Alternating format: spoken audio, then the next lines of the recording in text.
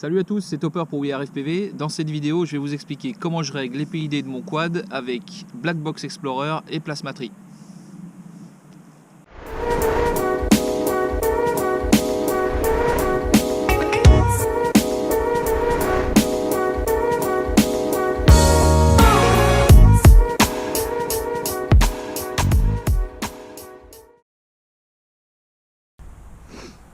Trois petites choses avant de commencer ce tuto. La première, c'est que, comme je vous l'ai dit, c'est ma méthode, donc prenez-la pas pour argent comptant, critiquez-la, améliorez-la, ajoutez des choses dedans, enfin voilà, c'est simplement ma méthode. Deuxième chose, vérifiez, passez en revue tout ce que je vous ai mis dans la description de la vidéo.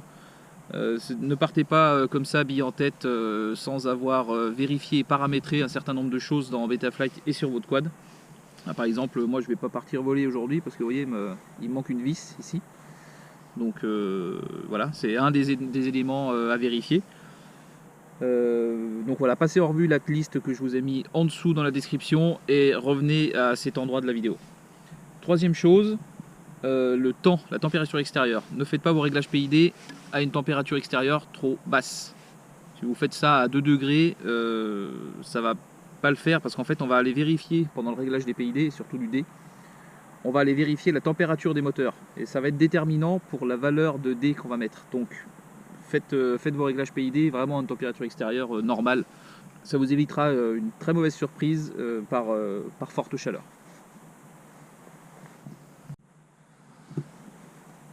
J'ai donc 4 phases dans mon réglage PID.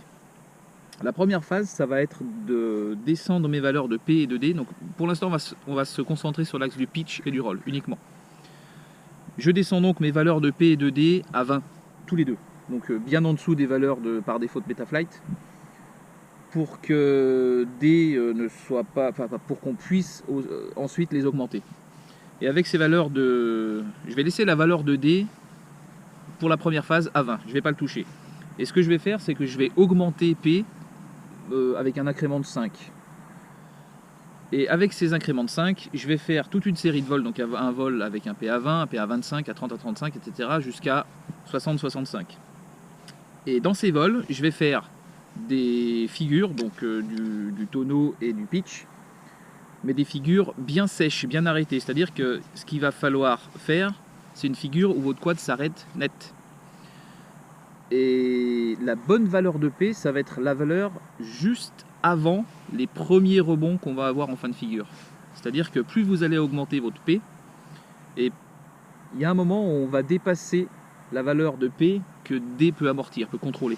Et c'est à ce moment-là qu'on va savoir que le P est trop fort par rapport à ce D de 20, et on va revenir en arrière jusqu'à ne plus voir ces petits rebonds en fin de figure, et là on aura trouvé la valeur idéale de P. On va trouver la valeur idéale de P, on va aussi trouver le ratio entre P et D.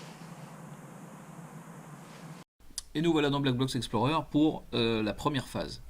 Dans cette première phase, je vous disais donc qu'il va falloir observer les premiers rebonds en fin de figure. Et ça va se traduire dans Blackbox Explorer par ce genre de choses, par une petite vague ici sur la courbe du gyroscope des axes. Pour vous expliquer ici, en fait, là on voit que le pitch, il n'y a aucune rotation sur le pitch. Enfin, si, il y a moins 2 degrés par seconde, mais c'est parce qu'il doit y avoir là, il doit y avoir une certaine compensation due à une figure en amont. Et ici, je descends mon stick du pitch, le quad entame sa rotation sur ce même axe. On voit ici qu'il descend à 1548 degrés par seconde à peu près. Et quand je vais relâcher mon axe de pitch, enfin sur la télécommande, normalement le quad devrait s'arrêter net ici. Et on voit que cette vague nous dit non, il dépasse la consigne, il ne s'arrête pas à l'endroit où on veut qu'il s'arrête, il dépasse, donc il continue sa rotation, puis il va revenir en arrière ici, redépasser une seconde fois, et pour enfin revenir à la consigne. Nous, on va peut-être pas observer au tout début 2 vagues, vous allez sûrement n'observer qu'une, mais c'est ça qu'il faut voir. Il faut s'arrêter dès qu'on commence à voir une petite vague ici, une première vague à l'arrêt en rotation de votre figure. Et le top, c'est de voir ce genre de choses. Le top, c'est d'avoir un quad qui entre en rotation et surtout qui ne fait aucune vague au retour de à l'arrêt de la consigne. Quand on lui dit arrête-toi de tourner, vous voyez ici, sur l'axe du roll, parce que c'est le gyro-roll, on revient ici à 0 et lui il revient à 0, enfin la consigne 1 et ne bouge plus. C'est ça qu'il faut observer. Aucune vague à la fin de votre figure. Donc ce qu'il va falloir faire pour obtenir ça, c'est que votre valeur de P ici était trop forte, parce que le D, on sait qu'on ne le touche pas, il reste à 20, pour la durée de la première phase, il va toujours rester à 20. Ici, la valeur de P est trop forte, il va falloir revenir quelques points en arrière jusqu'à ne plus observer ça et observer une courbe complètement lisse comme ceci en fin de figure. Et là, vous allez trouver la bonne valeur de P en fonction du D.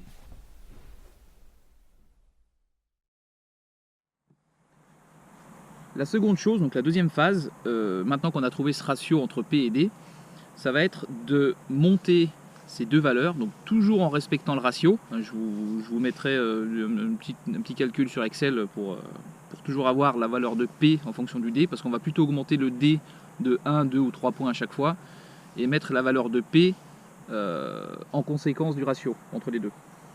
Et justement, ce que je vous disais tout à l'heure, c'est qu'on va aller vérifier la température des moteurs. Donc vous faites ça toujours pour le pitch et le roll. Vous faites ça pour un axe. Et quand vous ne pouvez plus laisser confortablement vos doigts sur la cloche des moteurs, quand ça commence à être un petit peu trop chaud pour les laisser confortablement dessus, c'est que vous avez atteint la valeur limite de D. Donc, et à partir de ce moment-là, justement, revenez un petit peu en arrière pour pas lors des fortes chaleurs, avoir des moteurs qui seraient trop chauds et qui pourraient évidemment brûler. Donc revenez un petit peu en arrière par rapport à cette vérification là. Voilà comment j'augmente mon P et mon D dans la phase numéro 2.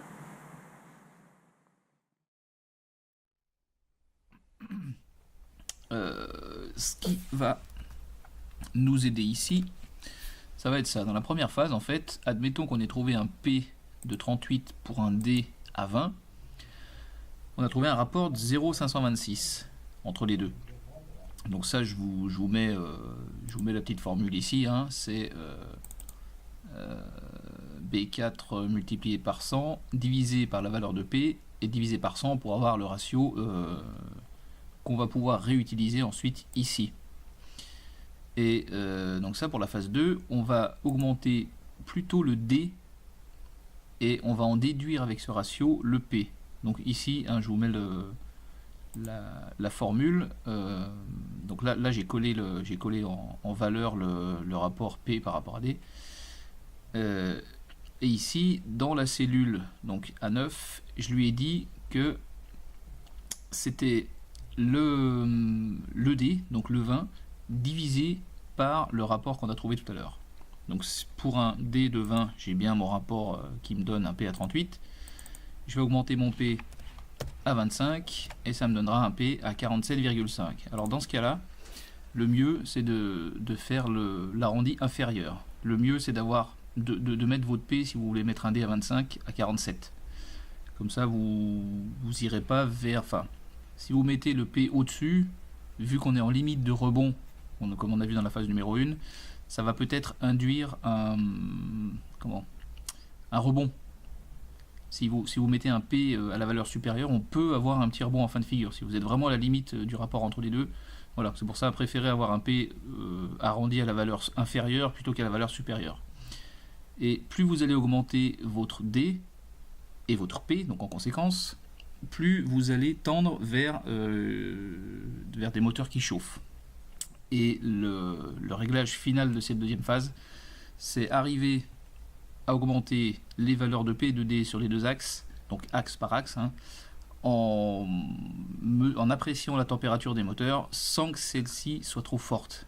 Et quand vous êtes arrivé à une température de moteur acceptable et vous pouvez laisser vos doigts dessus, quand vous estimez que voilà, vous ne pouvez pas aller au-dessus parce que ça commence un petit peu à brûler, revenez en dessous et vous aurez trouvé une valeur de P et de D assez forte mais pas dangereuse pour votre quad. Voilà, c'est comme ça que moi j'augmente le P et le D dans la seconde phase. La phase numéro 3, elle va se passer plutôt dans Plasma-Tree PID Analyzer. Et on va faire une série de vols avec un I plus faible que le I d'origine dans Betaflight, le I par défaut. Je le baisse de 20 points à peu près, et après je le monte d'une dizaine de points à chaque fois, et je fais des vols. Par contre, les vols dans Plasma-Tree, c'est des vols vraiment... c'est des vols en ligne droite. Peut-être un split S pour avoir une bonne montée de gaz, un flip, un roll, mais essayez de ne pas avoir de situation de prop wash, essayez de ne pas faire de gros virages. Enfin voilà, c'est vraiment un vol smooth, tranquille. Sinon vous aurez des courbes dans Plasma-Tree qui seront complètement pas faussées, mais qui seront pas assez lisses pour qu'on puisse trouver des bonnes valeurs. Voilà, donc ce que je fais, c'est que je fais un vol par exemple avec un I sur les 3 axes. On peut faire les 3 axes en même temps, hein. Pitch, roll et yaw, parce que dans cette phase là on va commencer à s'intéresser au yaw. Et donc je fais des vols, comme je viens de vous l'expliquer, des vols assez tranquilles, avec un I à 30, un 40, à 50, à 60, j'augmente, et je vais voir dans Plasma-Tree comment évolue ma courbe par rapport à la consigne. On verra tout ça tout à l'heure sur ordi. Et on va faire un petit tour dans Plasma-Tree PID Analyzer. Ici j'ai pris un log de vol de mon quad qui est normalement réglé. Alors pas sur l'axe du yaw parce que on voit clairement qu'ici il y a trop de bleu, donc il y a trop de dépassement et on ne suit pas la consigne qui normalement doit être à 1. Mais voilà ce qu'on devrait à peu près voir. Des courbes qui suivent la valeur de 1, à peu près ici et là. Ici le 58 je le descendrai je pense, pour avoir un meilleur suivi de la consigne à 1. Ce qui va confirmer l'autre log de vol que j'ai fait ici. Voilà, là j'ai descendu à 45 et ça suit bien le 1. Par contre ici vous voyez je suis à 50, je suis pas du tout la consigne, alors que là je l'ai monté à 63 et c'est bien mieux. Donc voilà, ce qu'il faut que vous observiez en fait dans Plasma-Tree PID Analyzer, c'est pas d'overshoot ici, même si vous en avez un petit. Je vous rappelle que c'est une moyenne de votre log de vol, donc si à un moment vous avez eu un petit overshoot dû à, je sais pas, des conditions extérieures, du vent ou autre chose, et du prop wash, ça va se voir ici. La meilleure chose à faire pour faire un log de vol dans Plasma-Tree, c'est de faire un simple vol droit, en ligne droite, faire peut-être un split S avec une bonne montée de gaz, un ou deux flips, un ou deux rolls, et pas de prop wash. Voilà. Là, comme ça, vous aurez vraiment une courbe qui va pas être perturbé par les conditions extérieures ou le prop wash. Voilà. Donc moi pour régler mes I et le P et les D du yaw, je me base là-dessus. C'est-à-dire que il faut que vous voyez ici que les deux lignes bleues et jaunes, donc les lignes en dessous des rotations en dessous de 500 degrés par seconde et au-dessus, suivent la consigne à 1. 1 en fait c'est quand vous ne faites rien, et c'est que votre quad suit le fait qu'il ne faille rien faire en fait. Là il suit bien la consigne à peu près, et là il la suit pas trop mal. Voilà, donc moi au niveau des I ici je suis bien. Par contre là au niveau du P c'est un peu catastrophique, et je devrais à mon avis plus tendre vers ces valeurs. J'étais sur lequel? Voilà, vers ces valeurs là, voilà, et augmenter le I je pense, parce que plus vous allez augmenter le I et plus vous allez vous rapprocher de la consigne 1. Si vous dépassez trop la valeur de I, vous allez avoir quelque chose qui ressemble à peu près à ça. Alors ça c'est pas le I est pas trop haut ici, mais vous allez avoir plein d'oscillations. Vous allez être au-dessus du 1, de la valeur 1, et vous allez avoir plein d'oscillations sur votre courbe. Là vous saurez que vous avez dépassé la valeur de I. Mais c'est comme ça, voilà, que je règle mon quad. C'est que je me base sur le fait que ces deux courbes là soient droites et soient le plus proche possible de la valeur 1 sur le pitch et sur le roll et le pitch. Et je me sers aussi de ça pour régler le P, le D et le I, le P, le I et le D, pardon, de Yo. Et là, du Yo. Et ici, je me rends compte que j'ai pas. Le P est bien, parce que vous voyez, on n'a pas une grande. On n'a pas beaucoup de temps pour que P. Enfin, pour que le Yo se mette en route. Par contre, on n'atteint pas la consigne. Donc, il va falloir augmenter la valeur de I ici pour la rapprocher sur cette ligne-là. Voilà. Donc, en résumé, là, j'ai peut-être un P, j'ai même sûrement un P trop fort par rapport au dé de 20. Le I est nickel. Ici, j'ai clairement pas assez de I et trop de P. Et là, j'ai tout simplement pas assez de I. Voilà. J'espère que vous aurez compris ce que j'essaie de vous expliquer, parce que c'est vrai que c'est pas flagrant en voyant ces courbes.